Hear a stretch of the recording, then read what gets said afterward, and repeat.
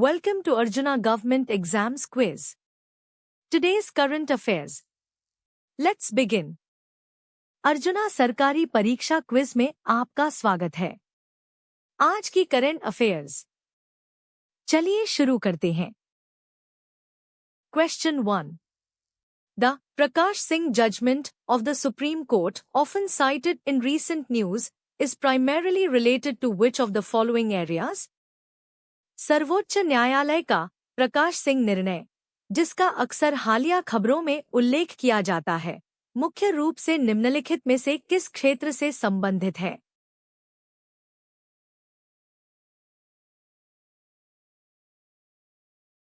The correct answer is police reforms.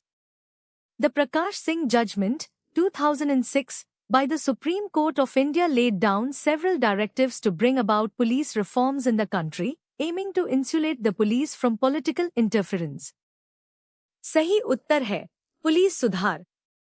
सर्वोच्च न्यायालय का प्रकाश सिंह निर्णय 2006 देश में पुलिस सुधार लाने के लिए कई निर्देश दिए थे, जिसका उद्देश्य पुलिस को राजनीतिक हस्तक्षेप से बचाना था। Question 2.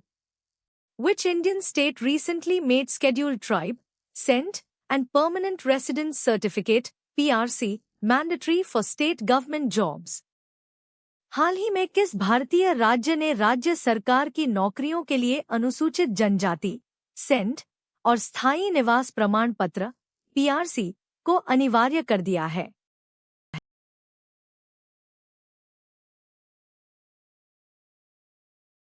The correct answer is Arunachal Pradesh. Arunachal Pradesh recently announced that scheduled tribe, Cent, and permanent residence certificate, PRC, will be mandatory for all state government job recruitments to ensure that only genuine residents benefit. सही उत्तर है अरुणाचल प्रदेश। अरुणाचल प्रदेश ने हाल ही में घोषणा की है कि यह सुनिश्चित करने के लिए कि केवल वास्तविक निवासियों को लाभ मिले, सभी राज्य सरकारी नौकरी भर्तियों के लिए अनुसूचित जनजाति, सेंट, और स्थायी निवास प्रमाण पत्र, PRC, अनिवार्य होंगे। Question 3. Which regulatory body in India is primarily responsible for setting and enforcing food safety standards across the country? Bharat में कौन सा नियामक निकाय देश भर में खाद्य सुरक्षा मानकों को निर्धारित करने और लागू करने के लिए मुख्य रूप से जिम्मेदार है?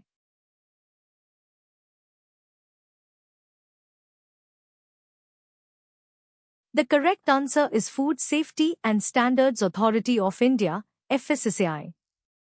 The Food Safety and Standards Authority of India, FSSAI, is an autonomous statutory body established under the Ministry of Health and Family Welfare, Government of India. It is responsible for protecting and promoting public health through the regulation and supervision of food safety. सही उत्तर है भारतीय खाद्य सुरक्षा और मानक प्राधिकरण, FSSAI. भारतीय खाद्य सुरक्षा और मानक प्राधिकरण, FSSAI, भारत सरकार के स्वास्थ्य और परिवार कल्याण मंत्रालय के तहत स्थापित एक स्वायत्त वैधानिक निकाय है। यह खाद्य सुरक्षा के विनियमन और पर्यवेक्षण के माध्यम से सार्वजनिक स्वास्थ्य की रक्षा और प्रचार के लिए जिम्मेदार है। Question 4. Who among the following is not part of the Electoral College for the election of the President of India? Bharat के राष्ट्रपति के चुनाव के लिए निर्वाचक मंडल का हिस्सा निम्नलिखित में से कौन नहीं है?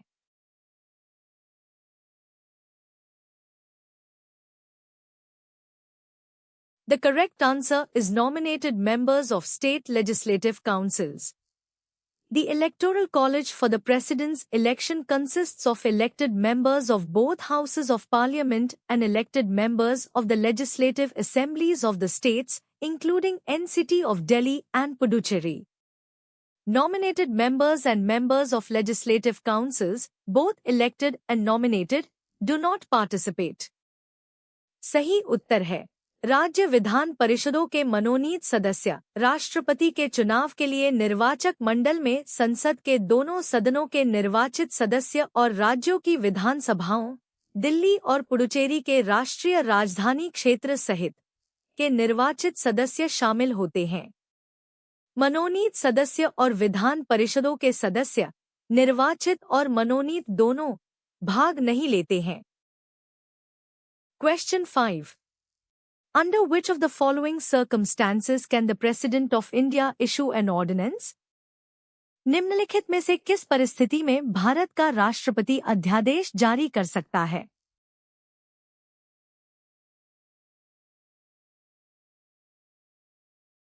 The correct answer is when either House of Parliament is not in session.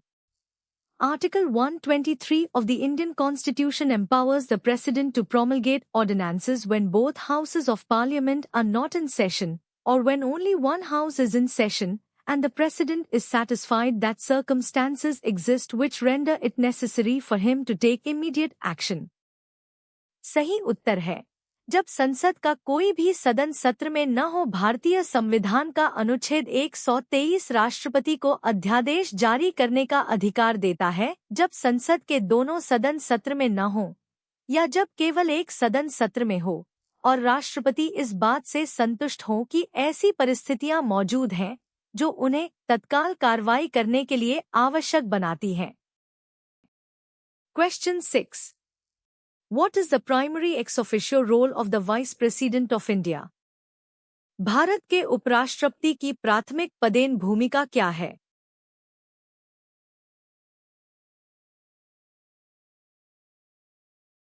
The correct answer is Chairman of the Rajya Sabha. Article 64 of the Indian Constitution states that the Vice President shall be ex officio Chairman of the Council of States, Rajya Sabha, and shall not hold any other office of profit. सही उत्तर है राज्यसभा का सभापति। भारतीय संविधान का अनुच्छेद 64 कहता है कि उपराष्ट्रपति राज्यसभा का पदेन सभापति होगा और कोई अन्य लाभ का पद धारण नहीं करेगा। Question 7. The Council of Ministers, headed by the Prime Minister, is collectively responsible to which of the following? प्रधानमंत्री की अध्यक्षता वाली मंत्रिपरिषद निम्नलिखित में से किसके प्रति सामूहिक रूप से जिम्मेदार होती है?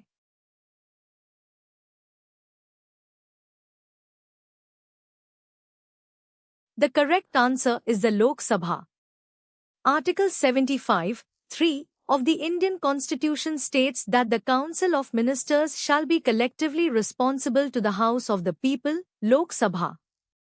This means that a vote of no confidence in the Lok Sabha against any minister implies a no confidence vote against the entire Council of Ministers.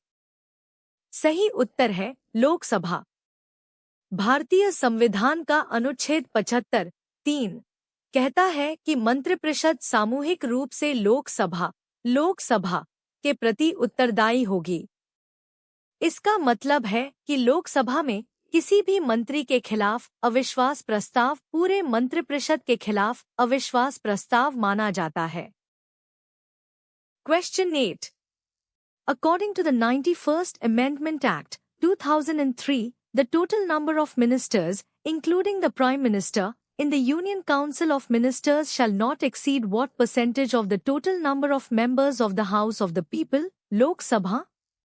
91वें संशोधन अधिनियम 2003 के अनुसार केंद्रीय मंत्रिपरिषद में प्रधानमंत्री सहित मंत्रियों की कुल संख्या लोकसभा के कुल सदस्यों की संख्या के कितने प्रतिशत से अधिक नहीं होगी?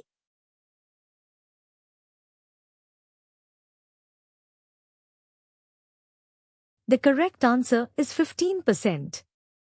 The 91st Amendment Act of 2003 limited the size of the Council of Ministers at the centre and in the states to 15% of the total strength of the Lok Sabha and the respective state legislative assemblies, respectively. For smaller states, a minimum of 12 ministers was specified. सही उत्तर है 15%. 2003 के 91वें संशोधन अधिनियम ने केंद्र और राज्यों में मंत्रिपरिषद के आकार को क्रमशः लोकसभा और संबंधित राज्य विधानसभाओं की कुल संख्या के 15% तक सीमित कर दिया। छोटे राज्यों के लिए न्यूनतम 12 मंत्रियों को निर्दिष्ट किया गया था। Question 9.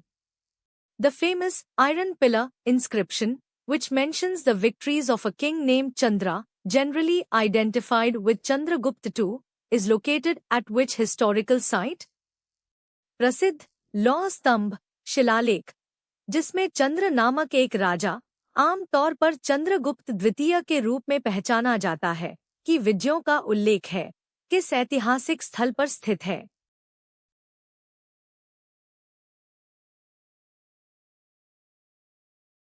The correct answer is Mehrauli. The Mehrauli Iron Pillar, located in the Qutub Minar complex in Delhi, bears an inscription that refers to the victories of a powerful king named Chandra, who is widely identified with Chandragupta II of the Gupta dynasty. सही उत्तर है महरौली। दिल्ली में कुतुब मीनार परिसर में स्थित महरौली लौह स्तंभ पर एक शिलालेख है जो चंद्र नामक एक शक्तिशाली राजा की विजयों को संदर्भित करता है, जिसकी पहचान व्यापक रूप से गुप्त वंश के चंद्रगुप्त द्वितीय से की जाती है। Question 10. Who among the following was the founder of the Dar Party in North America? निम्नलिखित में से कौन उत्तरी अमेरिका में गदर पार्टी का संस्थापक था?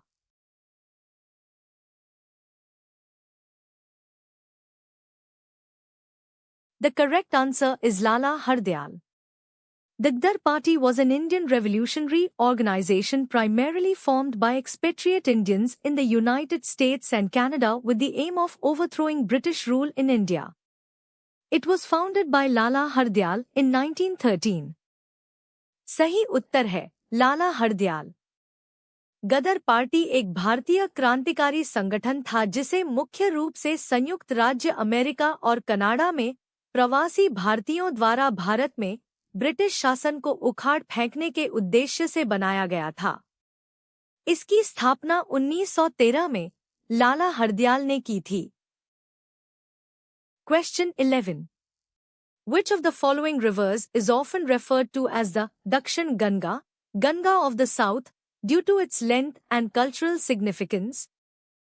निम्नलिखित में से किस नदी को उसकी लंबाई और सांस्कृतिक महत्व के कारण अक्सर दक्षिण गंगा, दक्षिण की गंगा के रूप में जाना जाता है?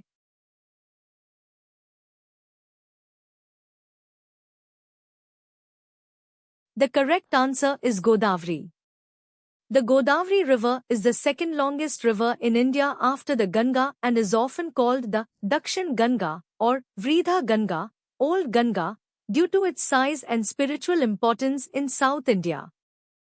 सही उत्तर है गोदावरी। गोदावरी नदी गंगा के बाद भारत की दूसरी सबसे लंबी नदी है और दक्षिण भारत में अपने आकार और आध्यात्मिक महत्व के कारण इसे अक्सर दक्षिण गंगा या वृद्ध गंगा कहा जाता है। Question 12. The Ring of Fire is a major area in the basin of the Pacific Ocean where a large number of earthquakes and volcanic eruptions occur.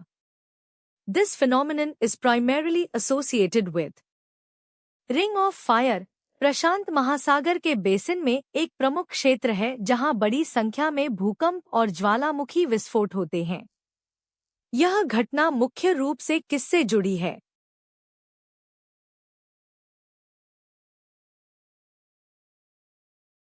The correct answer is plate tectonics and subduction zones. The Ring of Fire is a direct consequence of plate tectonics, specifically the movement and collisions of lithospheric plates, leading to subduction zones where oceanic plates slide beneath continental plates, causing intense seismic and volcanic activity. सही उत्तर है plate विवर्तनिकी और subduction zone. Ring of fire plate विवर्तनिकी का सीधा परिणाम है, विशेष रूप से स्थलमंडलीय प्लेटों की गति और टकराव, जिससे सबडक्शन जोन बनते हैं, जहां समुद्री प्लेटें महाद्वीपीय प्लेटों के नीचे खिसकती हैं, जिससे तीव्र भूकंपीय और ज्वालामुखी गतिविधि होती है। Question 13. Which of the following elements is classified as an inert gas, noble gas? निम्नलिखित में से कौन सा तत्व एक निष्क्रिय गैस, उत्कृष्ट गैस के रूप में वर्गीकृत है?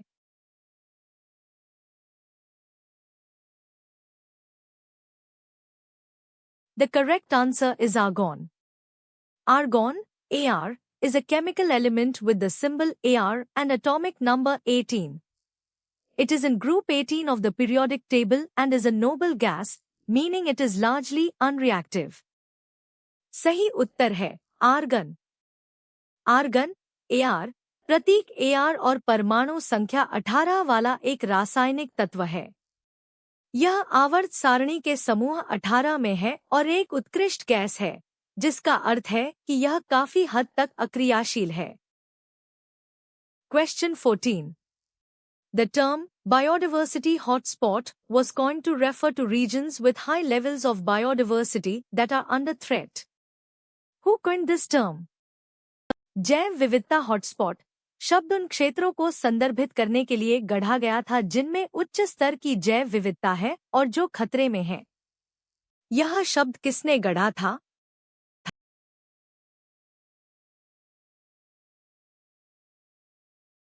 The correct answer is Norman Myers.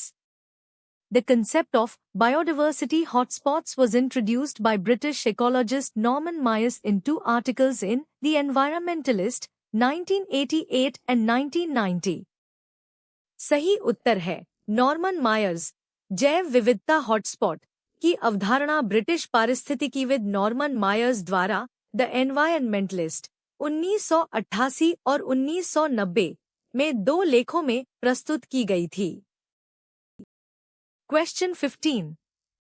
In the context of monetary policy, what does the term repo rate primarily signify? मौद्रिक नीति के संदर्भ में रेपो दर शब्द का मुख्य रूप से क्या अर्थ है?